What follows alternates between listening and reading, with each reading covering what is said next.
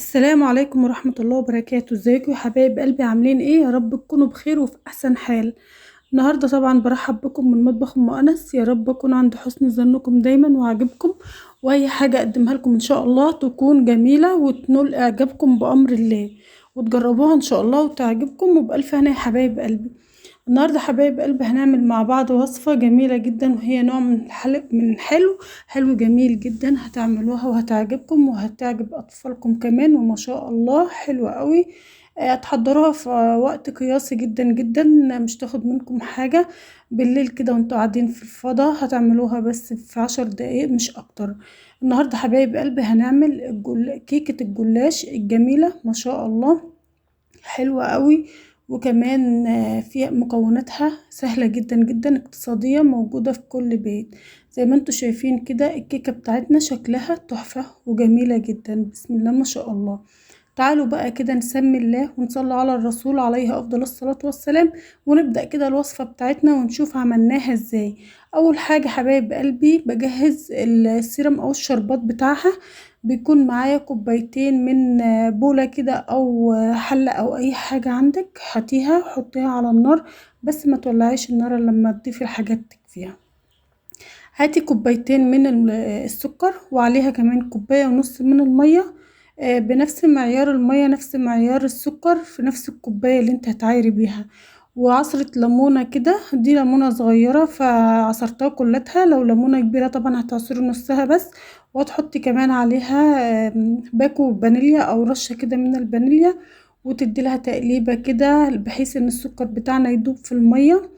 وتشغلي النار عليها بقى حبيبة قلبي، يعني ايه، على نار متوسطة، ولا هادية ولا عالية. وسيبيها بقى 5 دقايق او 10 دقايق بالظبط، هتكون معاكي زي الفل. واركنيها على جنب بقى، وتعالي بقى على ما الشربات بتاعنا يجهز نشوف الجلاش بتاعنا الجميل هنعمله بالطريقة نهين. حبايب قلبي معايا دي كوباية الا ربع سمنة على زيت او زبدة على زيت، زي ما تحبي وزي ما يكون موجود عندك. ما عندكيش زبدة حطي سمنة، ما عندكيش سمنة حطي زيت، زي ما تحبي. هاتي بقى الصينية اللي انت هتضيفي فيها الجلاش بتاعك كده، اي صينية عندك، وعلى حسب المقاس برضو اللي انت هتستخدميه، على حسب الكمية اللي انت هتستخدميها. انا معايا هنا لفة واحدة من الجلاش هعملها في الصينية الصغيرة زي ما انتوا شايفين كده. بجيب بقى الصينية بتاعتي وبدهنها كويس بالفرشة بتاعتي كده من قاعها. وكمان بجيب الجلاش بتاعي وبفرده زي ما انتوا شايفينه كده، وبدهنه كمان دهنة بسيطة كده بالفرشة من الخليط اللي احنا عملناه، زبدة على زيت، ومسيحاهم مع بعض تمام. تعالوا بقى هنا حبايب قلبي نلف الجلاش بتاعنا زي النشاشة كده بتاعت زمان اللي احنا كنا بنعملها بالورق. هتعمليها بكل سهولة طبعا، لان انت متعودين عليها من صغرنا كنا بنعملها. وكمان طبقة ورا طبقة، وبفردها زي ما انتوا شايفين كده، وبدوس عليها بالفرشة بتاعتي وادهنها كويس. وكمان الفها زي ما انتوا شايفين كده بالطريقة السهلة خالص ديت. عايزة اقولك ان الوصفة ديت فيها مكونات رائعة مغذية جدا وحلوة قوي.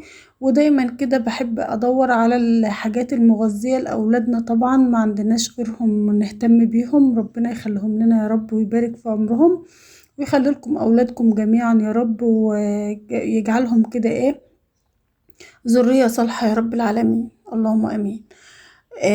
تعالي بقى كملي بقية الجلاش بتاعك بالطريقة اللي انت شايفاها ديت. زي ما انت شايفة كده لف سهل جدا اهوت، ما بياخدش وقت خالص. وكمان خلصت بقى الكمية بتاعتي هنا.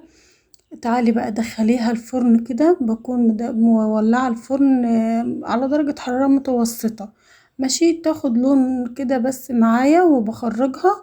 وعقبال ما تاخد اللون بتاعها اللي انا عايزاه كده، تعالوا نشوف بقية المكونات بتاعتنا وهنعمل له كده خلطة جميلة جدا جدا.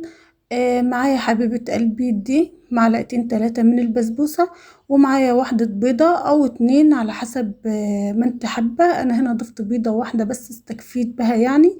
ومعايا كوباية حليب، ومعايا ربع كوباية من السكر. مش حابة ان انا اكتر سكر عشان انا عامله له شربات. تمام يا حبايب قلبي.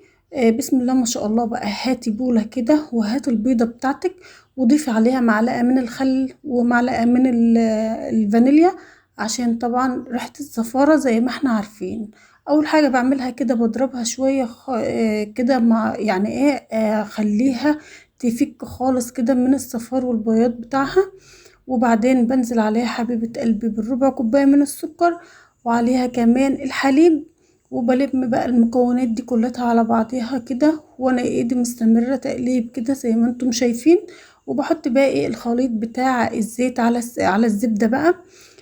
الزبدة في الوصفة ديت او عامة يعني في الوصفات الحلويات بتكون جميلة جدا، هي او السمنة البلدي. ماشي حبيبة قلبي. كده ضفت كمان البسبوسة بتاعتنا 3 معالق كبار كده هرمي من البسبوسة. يعني عايزة تسميها بقى كيكة الجلاش، كيكة البسبوسة، زي ما تسميها، بس بيكون طعمها بجد تحفة وخرافة ما شاء الله. وكمان ضفت عليهم بيكون باودر ينفشها كده ويخليها جميلة معايا.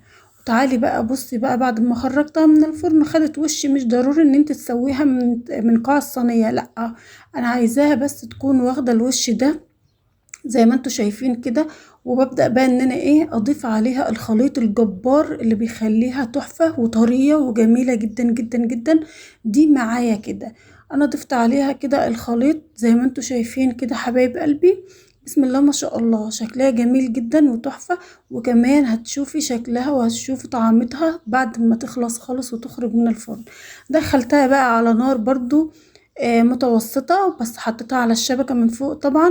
وهديت عليها كمان الشواية من فوق تاخد اللون الجميل الوردي التحفة اللي انتوا شايفينه ده. اول خروجها من الفرن بقى حبايب قلبي بيكون السيرم بتاعنا بارد خالص زي ما انتوا شايفين كده. بسيبها تتشرب بقى الشربات بتاعها التحفة الجميل ده. الله، ريحتها جميلة جدا بجد. وكمان طعمها كان تحفة ما شاء الله. جربيها لأولادك مش هتندمي بجد. مش قادرة اقول لكم على حلاوتها وعلى طعمها. وتعالوا بقى نقطع مع بعض حتة كده ونشوف الجمال بتاعنا دي. وكيكة كيكة جميلة كده هتعشقيها ما شاء الله.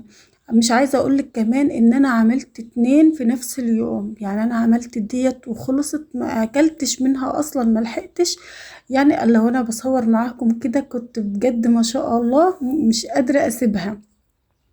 حبيبة قلبي ما شاء الله، الجمال اللي انتوا شايفينه ده بمكونات سهلة جدا وبسيطة جدا اهي. ما شاء الله، اللهم صل على النبي. تعالي بقى كده ندوقها مع بعض ونشوف الجمال بتاعها ده. اللهم صل على سيدنا محمد. حاجة بجد تحفة وجميلة جدا. عايزة تقطعها صوابع كده هي بتتقطع معاكي، عايزة بقى تبقى قطعة متماسكة كده برضو جميلة جدا.